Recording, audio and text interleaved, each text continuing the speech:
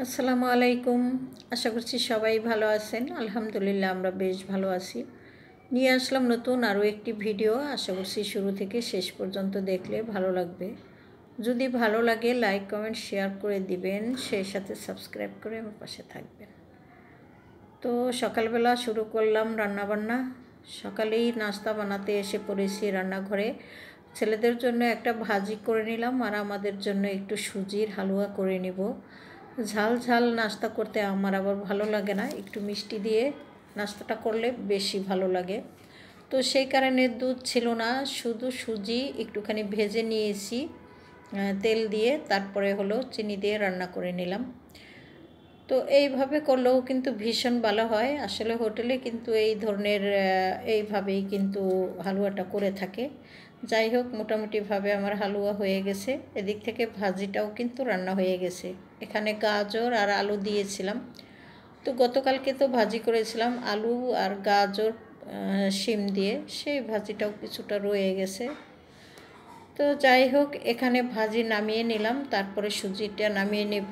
আর গতকালকে তো আমি রুটি বানিয়ে ফ্রোজেন করে রেখেছিলাম। আমি গতকালকের ভিডিওতে আসলে বলেছি, তো সেই রুটিগুলো আজকে ভেজে দেখাবো কত সুন্দরভাবে ভেজে নেওয়া যায়।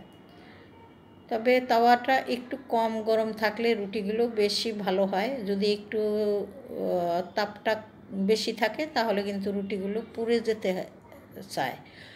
আর যদি আপনারা রুটি সুন্দর করে ভাজতে চান তাহলে আস্তে ধীরে অল্প জালে কিছুক্ষণ প্রথম দেওয়ার পরে বেশ কিছুক্ষণ পরে উল্টাবেন, তাহলেই কিন্তু রুটি ভাজা সুন্দর হবে। এই তো দেখতেই পাচ্ছেন এই রুটিগুলো কিন্তু খুবই সুন্দর হয়েছে।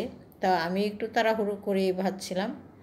তো এই তো খাবার প্লেট সাজিয়ে নিয়েছি। আর নাস্তা করার আগেই কিন্তু সাহেব বাজারে গিয়েছিল, তো বাজার থেকে এখন চলে আসছে। এসে উনি নাস্তা করে চলে গেছে।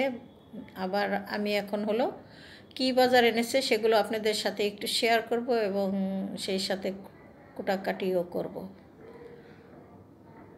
এখানে খিরাই এনেছে আর সেই সাথে টমেটো। তো এগুলো একটু ধুয়ে রেখে দিলাম, শুকিয়ে গেলে ফ্রিজে রাখবো। আর এনেছে একটা চিকেন। তো চিকেন তো আসলে এখন রান্না করব, অল্প একটুই রান্না করব, বেশি রান্না করব না, একবেলা যাতে হয়ে যায়। আসলে ওবেলাতে ছেলেদের সবার আর কি দাওয়াত আছে। তো আমি এখন একটু কুটাকাটি করে নিই, তারপরে হলো আবার আপনাদের সাথে রান্না শেয়ার করব। যখনই মুরগি আনে আসলে কখনোই কিন্তু একটা মুরগি বেশিরভাগ আনা হয় না, তবে ইদানিং আমাদের একটা করেই বেশিরভাগ আনতেছে।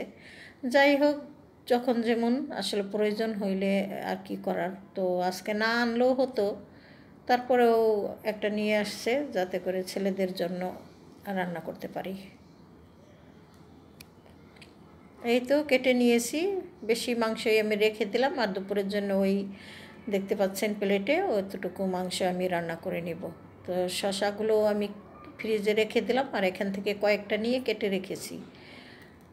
চলে আসলাম রান্নাবান্না করতে। কেটে পরিষ্কার করে ধুয়ে নিয়েছি মাংস। সেই সাথে হলো উস্তা এনেছিল। তো আমরা কিন্তু ছোটোটাকে উস্তা বলি আর বড় যেটা সেটাকে করলা বলি। জানি না সবাই কি বলেন না বলেন, কমেন্টস করে জানাতে পারেন। এখানে একটা আলু দিয়েছি। আমরা আসলে আলু দিয়ে অত বেশি একটা ভাজি করে না। আমি আজকে কেন যেন একটা আলু দিয়ে দিলাম করলা ভাজির ভিতরে। যাই হোক, করলাটা ওই চুলাতে হোক। আর আমি কিন্তু মাংসের জন্য মশলা কষিয়ে নিয়েছি, এখন মাংসটা দিয়ে দিব। আর আজকে স্পেশাল দিয়ে মাংস রান্না করব, তা না হলে আসলে করতামই না। ছেলেরা খাবে কি খাবে না জানি না, অত একটা পছন্দ হয়তো নাও করতে পারে। ছেলেরা আলু আর মাংস শুধু রান্না করলে খেতে চায়। তো আমি হলো এখানে ওই যে বলেছি না যে একটা লাউ এনেছে, লাউটাও কিন্তু এখানে আমি কেটে নিয়েছি একটু মুরগির মাংস রান্না করব বলে। তো আমার মতো কারা লাউ দিয়ে মুরগি রান্না করেন বা চিকেন রান্না করেন সবাই কমেন্টস করে জানাতে পারেন। এই তো এইভাবে ডুমো ডুমো করে কেটে আমি দিয়ে দিলাম মাংসের ভিতরে। তো লাউ তো অনেক কচি ছিল আর অল্পই দিয়েছি, সে কারণে লাউটা একটু পরে দিলাম, মাংসটা কষিয়ে নিয়েছি। একসঙ্গে সিদ্ধ হয়ে যাবে। আর লাউ বেশি রান্না করলে কিন্তু অত বেশি একটা মজা বা টেস্ট থাকে না, সে কারণে পরেই দিয়েছি আমি লাউটা। এই তো এদিক থেকে মাংস হয়ে গেছে, ভাজিও রান্না শেষ। তো মোটামুটি খাওয়া দাওয়া শেষ করে ফেলেছি, আপনাদের সাথে আর কোনো কিছুই শেয়ার করতে পারিনি। এখন চলে আসলাম প্লেট বাটিগুলো ধুয়ে পরিষ্কার করে নিতে। ভাবলাম আপনাদের সাথে একটু শেয়ার করি, কারণ খাওয়া দাওয়ার অনেক পরে মানে বেশ কিছুক্ষণ পরেই কিন্তু আমি এখানে এসেছি। তো প্লেটগুলো ধুয়ে আমি উপর করে রাখি, এখানে পানি ঝরে গেলে তারপরে জায়গা মতো রেখে দেব। আপনাদের কাছ থেকে বিদায়ও নিব। যদি ভালো লাগে আমার ছোটোখাটো ভিডিওগুলো তাহলে আমাকে লাইক কমেন্ট শেয়ার করে দিতে পারেন। আসলে আমার ভিডিও অত ভালো হয় না আমি জানি, তারপরেও আপনাদের কাছে যদি ভালো লাগে তাহলে শেয়ার করে দিয়েন একটু বেশি বেশি করে, যাতে আমার ভিডিওগুলো সবাই দেখতে পারে। আপনাদের কাছ থেকে বিদায় নিই, সবাই ভালো থাকেন, সুস্থ থাকেন। আল্লাহ হাফেজ, আসসালামু আলাইকুম।